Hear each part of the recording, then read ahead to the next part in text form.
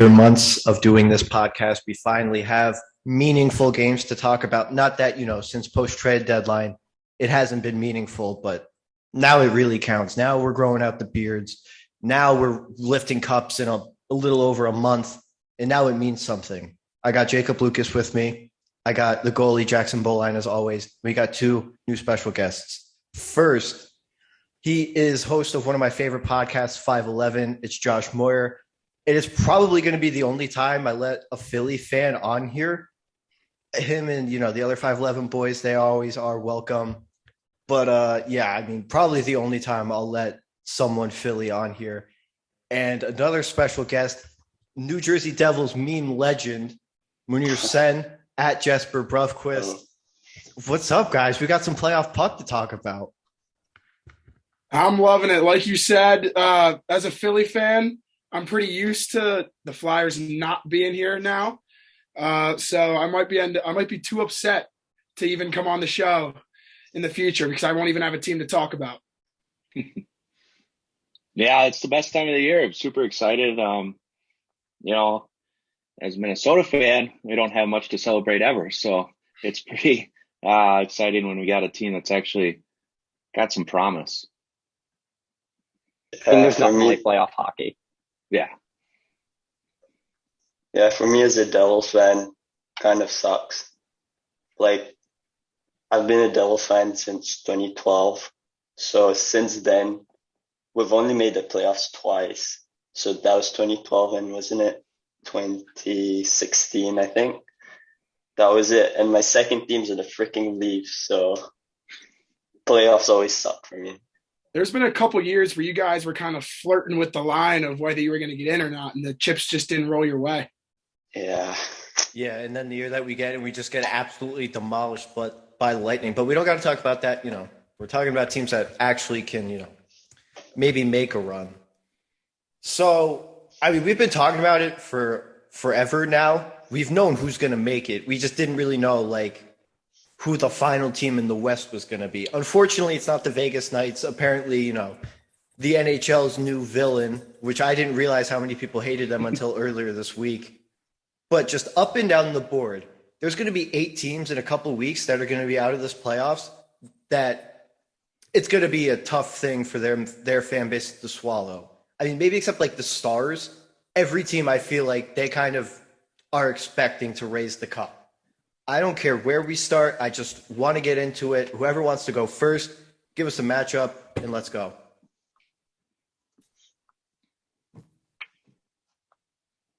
Let's start with the West, starting in Colorado.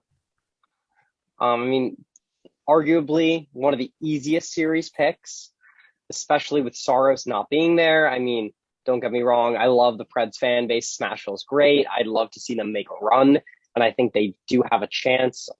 I don't think this is their year. I think they're matching up against an Avalanche team that's really good. I know they've had a bit of a cold streak, but again, they don't have Saros in net. It's just going to be a little easier for the Avs to put pucks in the back of the net, and I just think it's going to kind of be quick and easy, 5 games probably.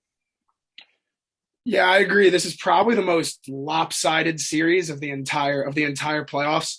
I think the thing that's really going to kill the Predators the most is that they lead the league currently in penalty minutes, and going up against a deadly power play like the Avalanche, they're just not going to stand any chance if they keep getting penalties the way they are.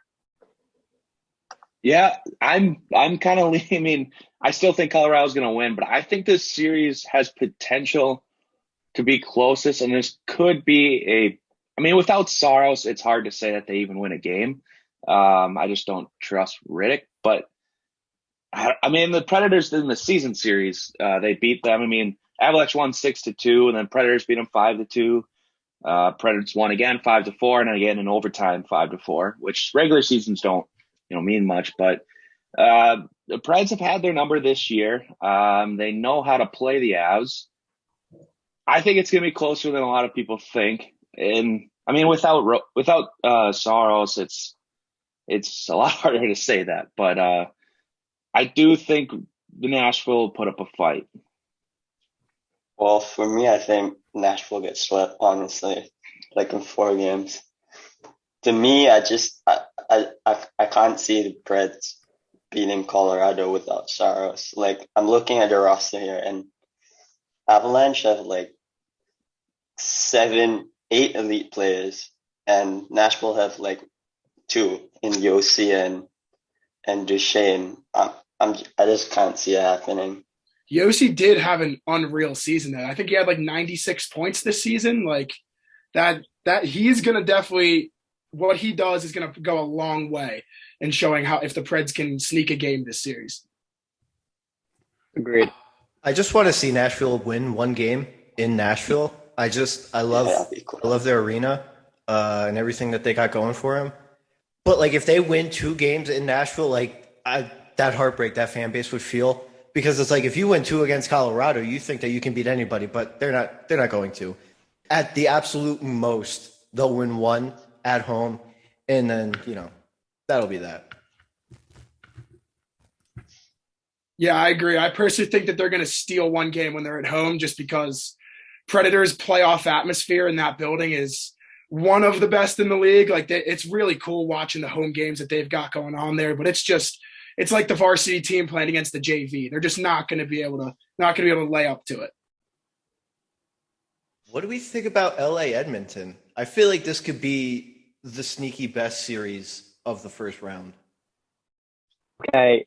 I don't know, because I honestly was ready to pick the Kings until Doughty was confirmed out for the entirety of the playoffs. Until that happened, I was ready to pick the Kings in a 7-game slugfest, and now I really don't know where I land. Yeah, I mean, it's really going to come down to goaltending. Neither team has elite goaltending.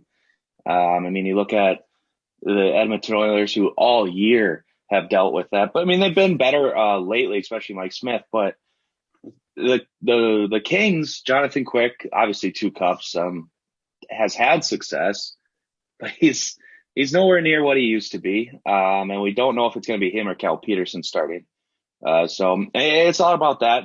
Neither team, I mean, they don't match up good offensively. The Oilers are much better offensively than the Kings, but I don't know. The Kings fight. I mean, they're a young team, so I don't think they win, but I think they fight. I love Jonathan Quick. He's an all-timer, but that man's definitely got some gray hairs coming at this point. I really don't know how much longer he can keep up, what he's done throughout his career. I think in this series, I got to back the team with 2 of the best players in the league on the same roster, McDavid and Draisaitl. And I feel like it's just who I got to go with. That's fair. Yeah, I've got the Oilers in 5. Edmonton has McDavid and Draisaitl both on separate lines, which is, I don't think the Kings can stop that. Like the Kings do have the depth down the middle. Like they have Dano and Kopitar down the middle, but defensively, I don't see the Kings being able to stop McDavid and Draisaitl, especially when McDavid's paired up with Kane and Puljujarvi. That's a really strong first line. Interesting. I think they have a decent chance at actually holding the Edmonton offense. I feel like the way they play, they don't play nearly as aggressive as a lot of the other teams in the playoffs here. I agree Edmonton's going to win it, but I feel like it's going to be closer than a lot of people think. I don't think Edmonton's going to be this high-scoring team every game. I feel like these games are going to be like close 1-2 goal matches. Agreed. I could easily see this one going 6 and 7, but I definitely think it goes in Edmonton's favor. Yeah. I'm just going to put this PSA out there. If you are Draisaitl or Connor McDavid, I know you're stars and you really shouldn't be doing this, but do not let Evander Kane leave the hotel room. One of those 2 has to watch him at all times. Do not let him out of your sight. Like Mike Smith can't stop anything. He can't be the guy to make sure Evander Kane stays out of trouble, especially in Los Angeles, because this dude is going to get paid this offseason. And who knows, maybe the Oilers are stupid enough to do that. But you guys need him for this playoff push, and just keep him under control for just 6 more weeks at most, and you guys will be fine. And who knows where you'll end up. Evander Kane's going to be viciously scrolling through FanDuel during the games. Yeah, I just don't let him have a phone. Just be like, no, the world's fine. Just just like the game show Big Brother, just 60 days, no outside interference. Just let him focus on the game. Give him a little flip phone so he can only call and Oh, text. no, only you can call no, and text family. nope. I'd say that's even a little too risky. Yeah. Evander Kane knows, like, those numbers by heart. So flip phone, same thing. Stars and Flames. Now, Flames, I really, really like. After they made their trades mid-season, I was like, wow, they're like going for it, and they're showing Johnny Hockey, like, hey, we're going to give you a winning team, like, right now. And I mean, the Stars, they kind of played America's sweetheart. I know Munir posted, or he was very pro Dallas Stars the last week of the season. A lot of people were, as I said, everyone hates Vegas now. But, Dallas, 5 games at most?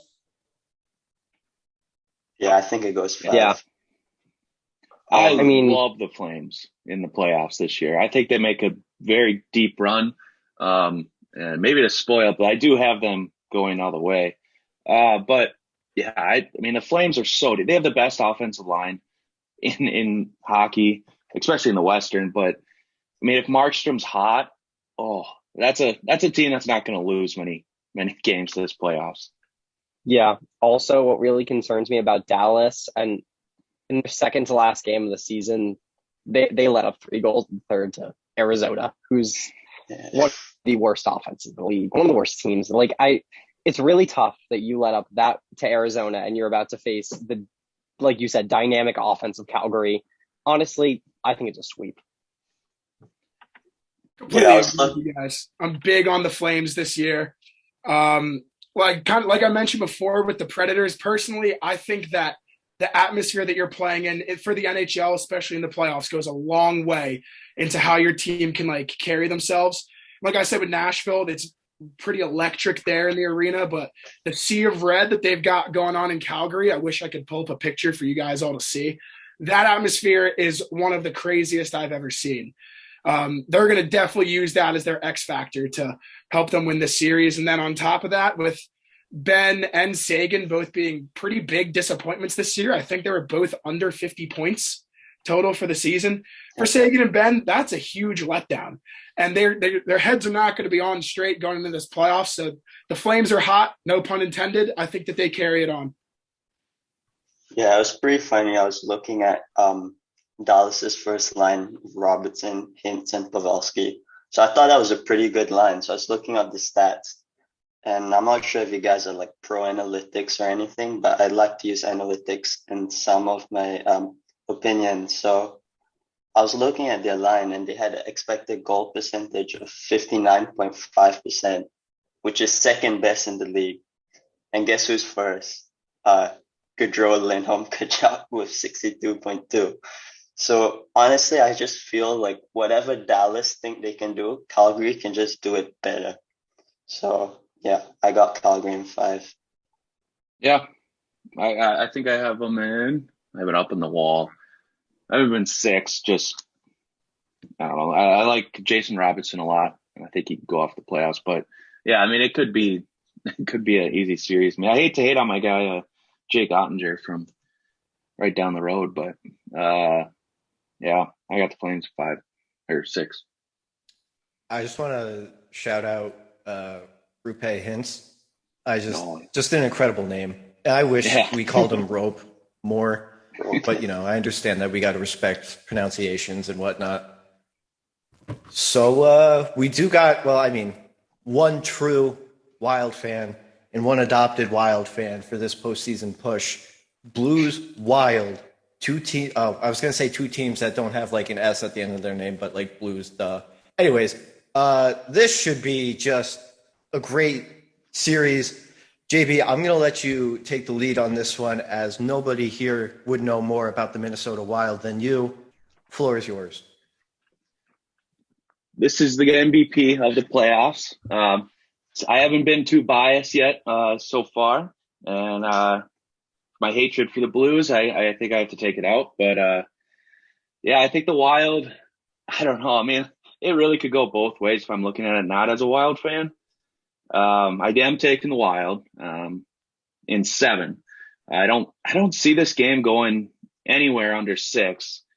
But if you look at both teams, obviously the Blues, they have every single their top 3 lines I think have 20 plus goals.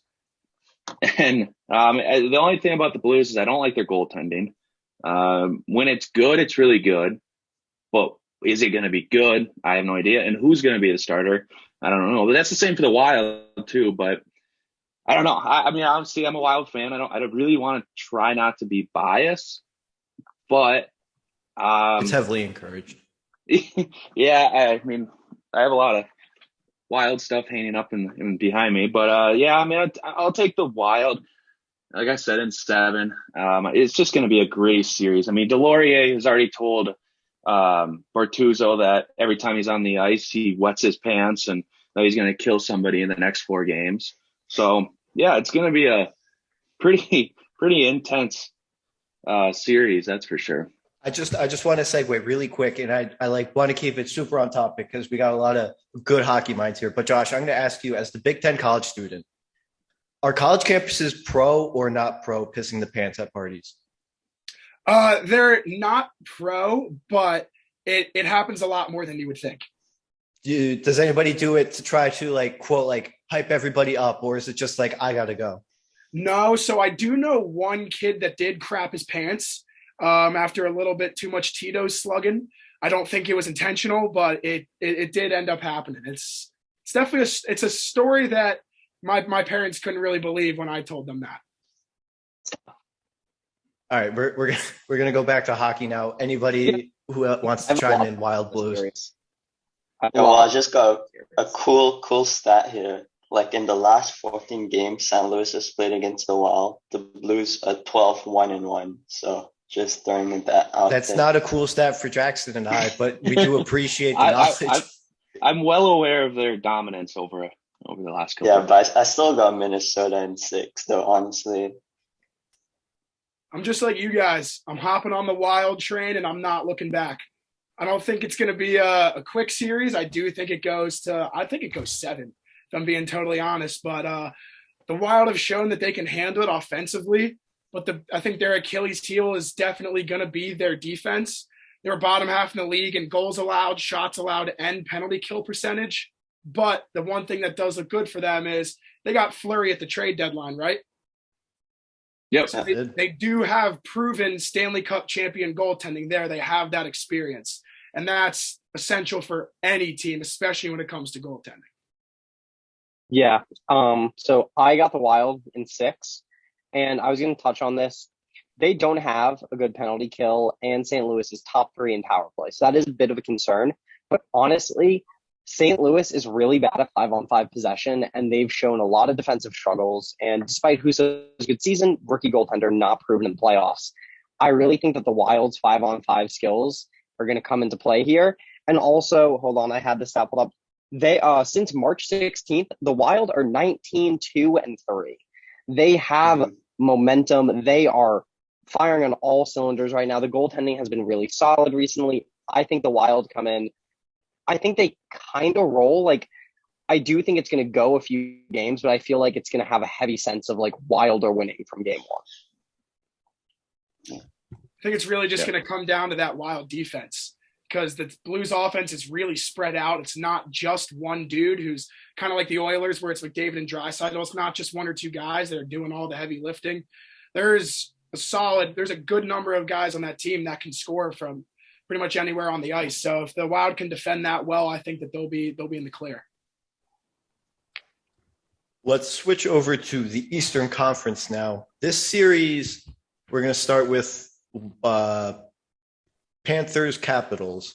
This series, I feel like, is the most really whatever kind of mood you're in when you're making your picks. I feel like everybody wants to go with the Panthers, but we know better than to go against Ovechkin.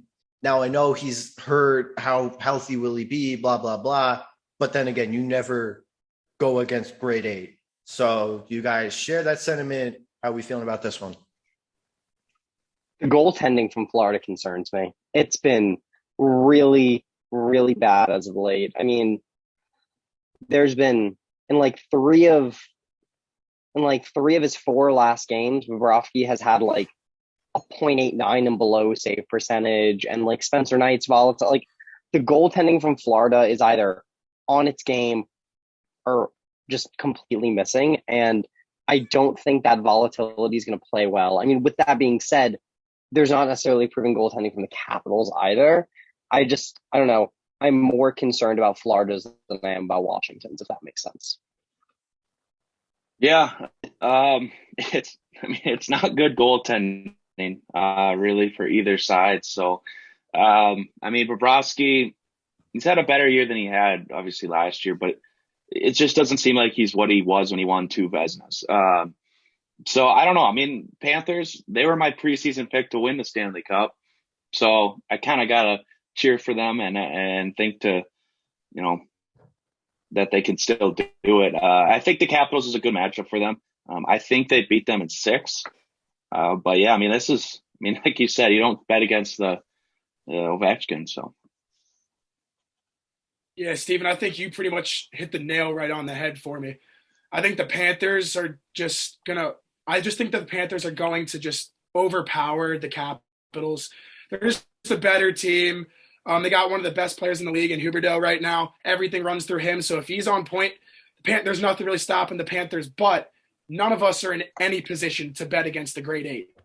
Dude had a sneaky 50-goal season at age 36. You're not seeing many people doing that. So none of us are in any position to bet against them, but I just think the Panthers are just going to be too much for the Capitals.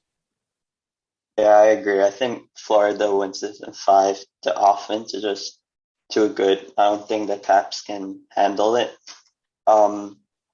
Just interesting stat. Florida is the highest scoring team in the with 4.11 goals per game, which is crazy.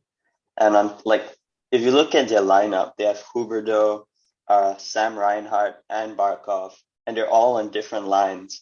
So they'll literally attack you like wave after wave. So I think that's going to be tough for the Caps to handle. The one thing I'm a bit concerned about the Panthers is their goaltending. Like you guys have said, Bobrovsky has not been looking that great. And he has been known to kind of choke in the playoffs. So that's a bit worrying for the Panthers, but I think the offense bails them out. I want to talk Tampa, Toronto. And this, I guess, will be like my first bold prediction. I think the series is over in 5 games, whichever way it goes. I don't think this game goes 6. I don't think it goes 7. I think one team wins 4-1. I think it's going to be the Lightning, and I think the memes continue for one more season. Hard to bet against playoff Vasilevsky, that's for sure. I mean, he's a proven stud in the playoffs, back-to-back cups, and not that Tampa didn't have a good team to do it, but his performance the past 2 years in these playoffs has been nothing short of spectacular. And the goaltending on the Maple Leaf side is inconsistent. And in the end, there's obviously a bunch of other players on the ice. There's 5 players that are actually like trying to get to the net, but you have to beat a goalie 4 times. And I find it hard to believe that Toronto can get past Vasilevsky enough to win 4 games. Yeah, I'm on the same page. I don't think Toronto gets past the first round. The Lightning have not had the season that they would, still a great season, but it's not been what we are used to seeing the last couple of weeks at least. A lot of injuries this year, but I can't bet against anybody on the Lightning. Obviously it starts with the Vasilevsky, but yeah, I have the Lightning in I think 6. So yeah. It's pretty much 2 teams that are like on the complete opposite sides of the spectrum. You got Toronto, who's just the choke artist of the NHL. Every single year when they get to the playoffs, everyone counts them out, and then they show why they lose. And then you got the Lightning, who, no matter what goes on in the regular season, always find that 5th gear when it comes playoff time. Even though the Lightning are definitely the much deeper and I would say better team, there's just a little something in here that's telling me that the Leafs have got it this year. I don't know about all the way, but I think that my bold prediction is that they upset the Lightning in this series.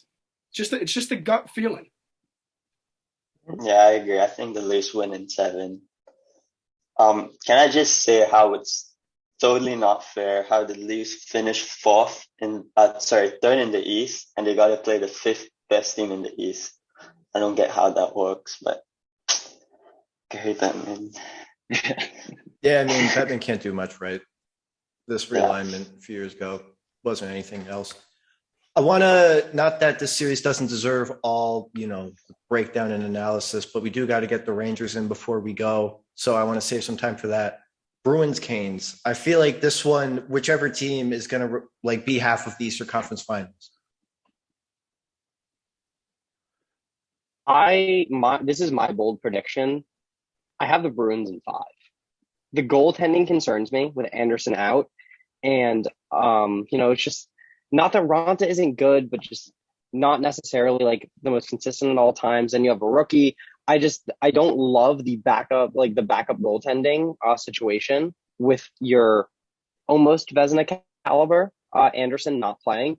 And then also, I think Boston's going to come in with a lot of physicality.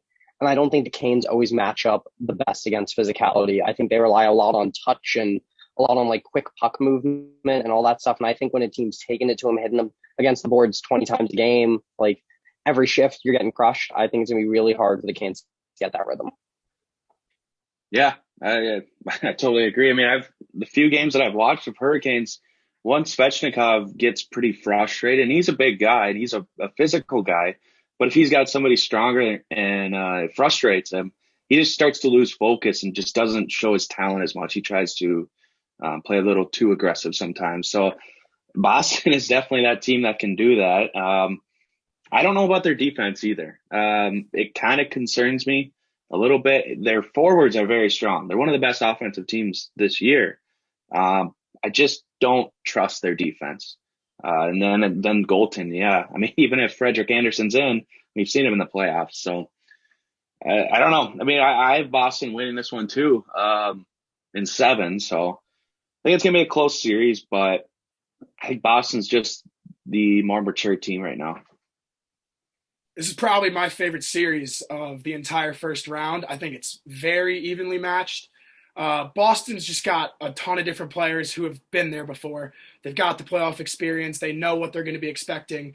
They're a pretty complete team, but I've got the Hurricanes in 7 in this one. They're the third. They had the third most points in the entire league. They didn't have a single person score over 81 points throughout the season.